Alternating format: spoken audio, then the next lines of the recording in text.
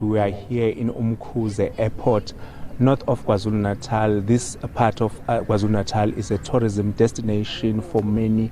It attracts tourists from international and also local tourists. Next to me is the chief economist of the department, Mr. Cosmas. Cosmas, thank you very much for your time. Briefly about this airport, can you give us how much was it upgraded for?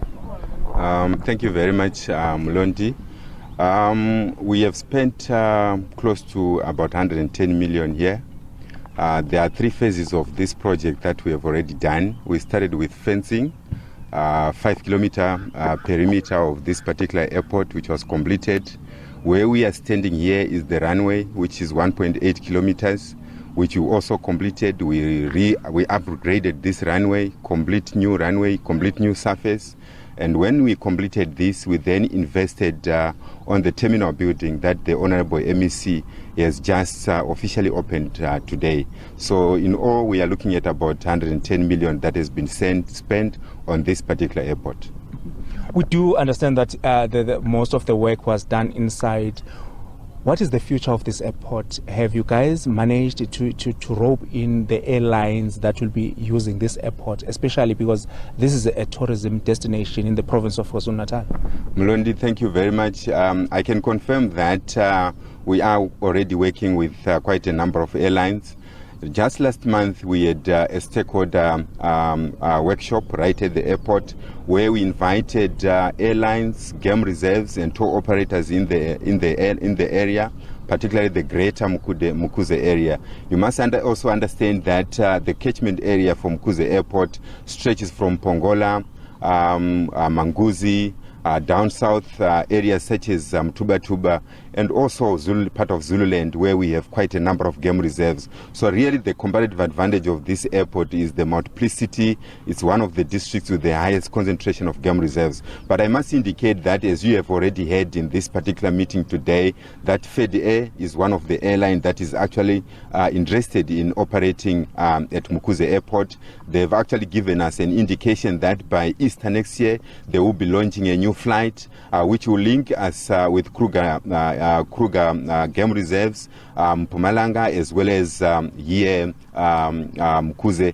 Also, just to indicate that FedAir is already in the area. They've been operating at Pinda Airport for about 10 years, also with a partnership with Airline. So we are also engaging airlines such as Airlink as well as SAMAir. We have actually shown massive interest in terms of working with us to operationalize Mkuze Airport.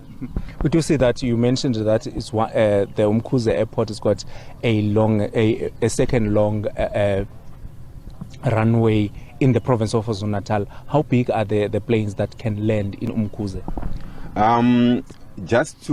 We have not yet really benchmarked, but just to also give you an indication that one of the capital, in the capital city, Pietermaritzburg, we actually have a 1.3 runway there. And we are currently there is an Airline flight, which is a 100-seater that is currently landing there. So we actually have a potential of bringing in the likes of 737, Boeing 737, which can actually accommodate about 150 to 200 passengers. And also we can target your A320s, your A321s, which can also land at this particular airport, and that's a much larger capacity. But obviously, we are starting from a new base. We want to grow this airport slowly and then upgrade it to higher frequencies or higher capacity. FedAir has indicated that they are going to start small. They are going to launch they are going to bring equipment that will initially accommodate about 12 passengers, and then they will grow frequency as we go along. But the most important thing that we're going to be doing going forward is actually to market this particular airport. I can confirm with you that there are many game reserves that are in this area. In fact, Mkhanyakude district is one of the most concentration of game reserves in the entire country, obviously after Kruger International Park,